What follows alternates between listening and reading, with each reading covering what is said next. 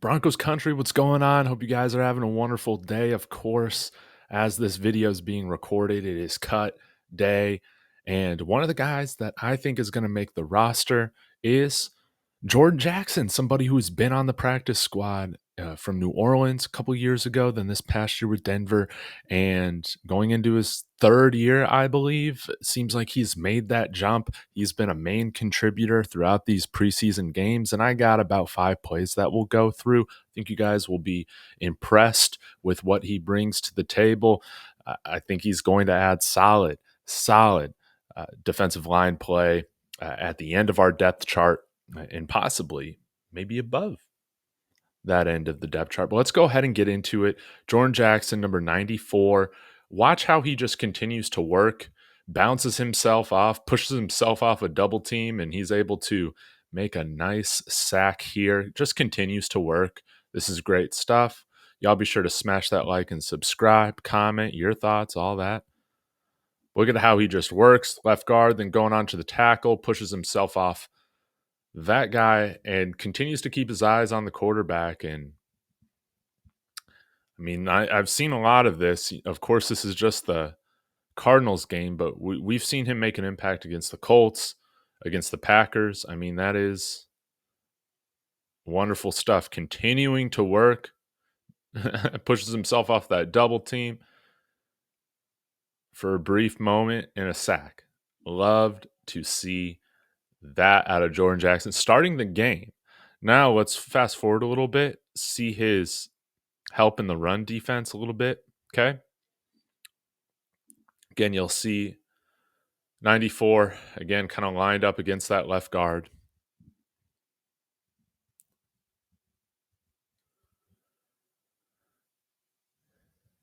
And is just right there, just gets in the way, understands where this run is going. You can see him shake his head at the end. Nah, you're not going to run against me. Watch him. Going up against 66. He's already kind of shoving him, getting him off of his timing. Reads the hole, is able to shove himself off the guard at the right time and just be right there for the tackle. And yeah, again, shaking his head. You like to see that swagger. I thought that was awesome. Let's take a look at another sack he had, the 10:43 mark.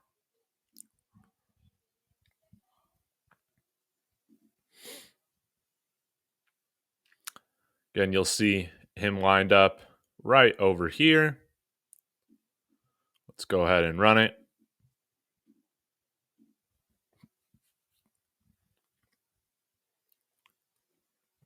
A little stunt action, and look how he just splits that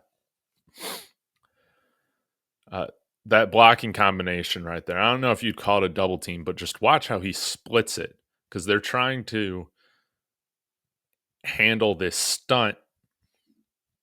And look, he shoves 63 out of the way, and then he's just able to run past him for the sack on Clayton Tune. I mean, this is good stuff. I think might have been Crumble Cookies or somebody else in the chat mentioned how he only had, or he's only like 190 or 293 pounds, but this is a big time strength that he's showing, just to kind of held right there too, and just continues to run through it. That's good stuff. That's good stuff from Jordan Jackson. Let's take a look at a couple more plays. Here he's going to sniff out a screen really, really well. Goes to show his awareness. Yeah, that'll be fine. Okay. You see Jordan Jackson, he's going to be right over here. And watch how quickly he sniffs out this screen that's set to go to his side of the field.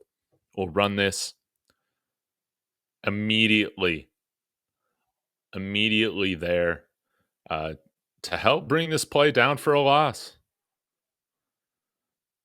And I love this because normally you can get very excited if you just blow past these offensive linemen thinking you got a free run at the quarterback, right? He knows it's too good to be true. He reads the screen coming. You sees that guard kind of go right through him and peel off to the left side. He sees this running back kind of move that way, has his eyes on the quarterback, And he's right there. Like, he reads this so well. He reads this early. Great awareness and anticipation on his part. They're not even able to get this set up with him reading this early. This might have been his most impressive play out of all the ones that I've seen. I really did like this. And lastly, let's see him take on this special team, or not this special teams, this double team, I believe at the 32-45 mark. See Jordan Jackson up here. Let me highlight that for you guys. Let's go ahead and run it. So yeah, is able to beat the running back chip and the guard. I thought this was a very nice pressure or hurry. Stays on his feet. I mean, look at his balance. That's a nice chip shot from the running back there. And quick on his feet. I love this little setup. He kind of feints going to the right just briefly out of his get up. See that step right there to the right. And then you see his hands are working here to the left. Keeping those arms moving so that guard can't get any consistent attachment to him. And then nice chip by the running back as he's trying to split this gap. Shows his athleticism here by staying up, showing balance. He's still able to split it.